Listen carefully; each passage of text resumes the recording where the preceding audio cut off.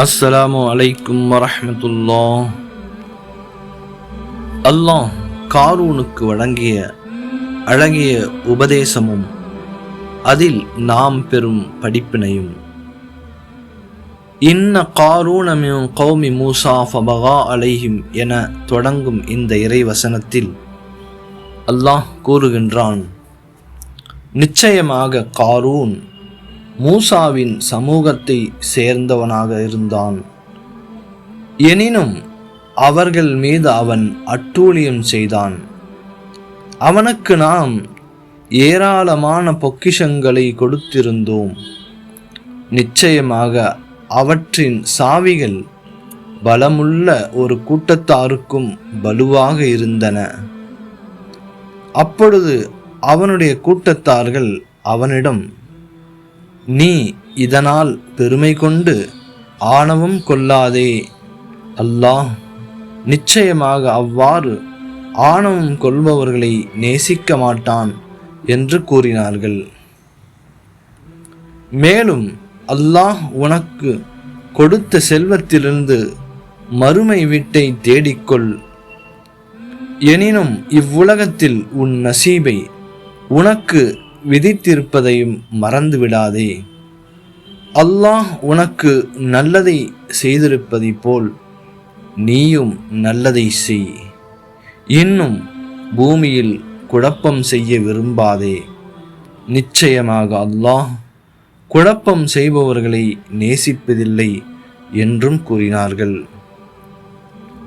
அதற்கு அவன் கூறினான், எனக்கு உள்ள அறிவின் காரணத்தால் தான் இதனை நான் கொடுக்கப்பட்டிருக்கிறேன். இவனுக்கு முன் இவனை விட மிக்க வலிமையுடையவர்களும் இவனை விட அதிக பொருள் சேகரித்து வைத்தவர்களுக்குமான எத்தனையோ தலைமுறையினர்களை அல்லாஹ் அழித்திருக்கின்றான் என்பதை இவன் அறியவில்லையா? ஆனால் குற்றவாளிகள் அவர்கள் செய்த பாவங்களை பற்றி உடனுக்குடன் கேள்வி கணக்கு கேட்கப்பட மாட்டார்கள். எனவே அவன் கர்வத்துடன் உலக அலங்காரத்துடன் தன் சமூகத்தாரிடையே சென்றான். அப்பொழுது இவ்வுலக வாழ்க்கையை எவர் விரும்புகின்றார்களோ அவர்கள் கூறினார்கள், காரூனுக்கு கொடுக்கப்பட்டதை போன்று நமக்கும் இருக்கக்கூடாதா? நிச்சயமாக அவன் மகத்தான பாக்கியமுடையவன் என்று கூறினார்கள். அதற்கு கல்வி ஞானம் பெற்றவர்களோ, உங்களுக்கு என்ன கேடு? ஈமான் கொண்டு நல்ல அமல்கள் செய்பவர்களுக்கு அல்லாஹ் அளிக்கும் வெகுமதி இதைவிட மேன்மையானது.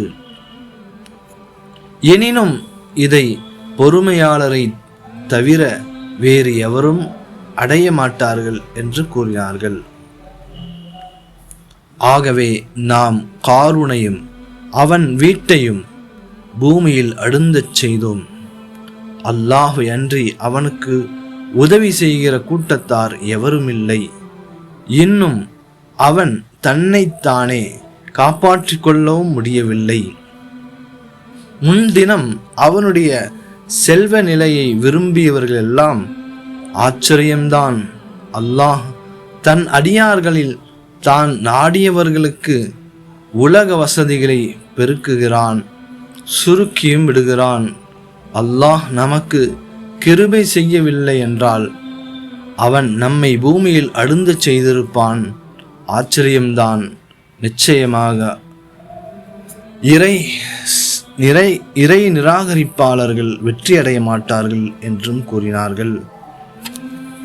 அத்தியாயம் 28 வசனங்கள் 76 முதல் 82 வரை. அன்பானவர்களே, இந்த இறை வசனங்களிலிருந்து நாம் பெறும் படிப்பினைகள்: அல்லாஹ் அவனுடைய ஆற்றல் அபாரமானது. அவன் நாடியவர்களுக்கு உலக செல்வங்களை வாரி வழங்குகின்றான். சிலருக்கு குறைத்தும் கொடுக்கின்றான். செல்வம் கொடுக்கப்பட்டவர்கள் இது என் இறைவனால் வழங்கப்பட்டது, அவன் நாடிய வழியில் செலவும் செய்ய வேண்டியது உள்ளது, ஜக்காத்தை முறையாக நிறைவேற்றுவதும் இதில் அடங்கும்.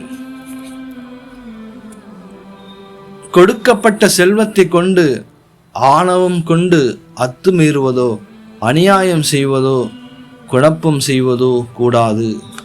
அதே போன்று செல்வம் குறைவாக கொடுக்கப்பட்டவர்கள் செல்வந்தர்களை பார்த்து ஏக்கம் கொள்வதோ பொறாமை கொள்வதோ கூடாது. அவ்வாறு நினைப்பதும் அல்லாஹ் நமக்கு கொடுக்கப்பட்டிருக்கும் பாக்கியங்களை குறைவாக கருதுவதாகவே இருக்கும். அல்லாஹ் எவ்வாறு நம்மின் மீது உபகாரம் செய்திருக்கின்றானோ நாமும் பிறர் மீது உபகாரம் செய்ய வேண்டும். மறுமை வாழ்க்கை அதுதான் உறுதியானது, உண்மையானது. நம் செயல்கள் மறுமைக்கானதாக இருக்க வேண்டும். அதை ஒருபோதும் மறந்துவிடக்கூடாது. நாம் நல்லது செய்யும் காலம் வரைதான் வெற்றி கொடுக்கப்படுவோம்.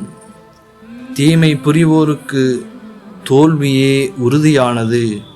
அல்லாஹ் நம் அனைவருக்கும் இதனை விளங்கி செயல்படும் பாக்கியத்தை வழங்குவானாக. ஆமீன். அஸ்ஸலாமு அலைக்கும் வரஹ்மத்துல்லாஹ்.